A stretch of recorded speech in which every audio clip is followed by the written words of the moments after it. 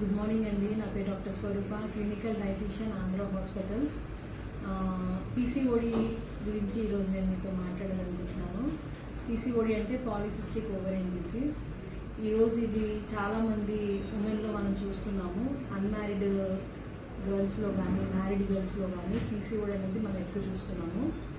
దీని మూలాన మెయిన్ వచ్చే ప్రాబ్లమ్స్ ఏంటంటే ఇన్ఫర్టిలిటీ, తర్వాత యాక్ని, తర్వాత మొహం మీద హెయిర్, అలాగే తల మీద హెయిర్ లాస్ అవ్వటము, తర్వాత వాయిస్ చేంజ్ రావటము, ఇర్రెగ్యులర్ పీరియడ్స్, ఇవన్నీ మనకి పీసీఓడి వలన మనం చూసే ప్రాబ్లమ్స్ అనమాట.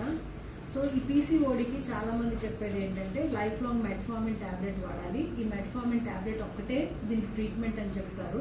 బట్ అది అబ్సల్యూట్లీ రాంగ్ అండి. పీసీఓడి మనం డైట్తోని ట్రీట్ చేసుకోవచ్చు.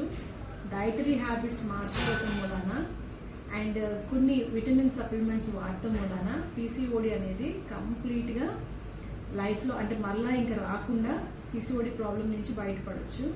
సో దీనికి చేయాల్సింది ఓన్లీ డైటరీ మోడిఫికేషన్.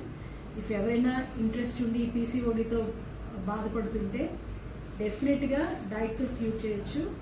మీరు నన్ను సంప్రదించవచ్చు. నా కింద ఇచ్చిన నెంబర్ కాల్ చేసి మీరు కాంటాక్ట్ అవ్వచ్చు.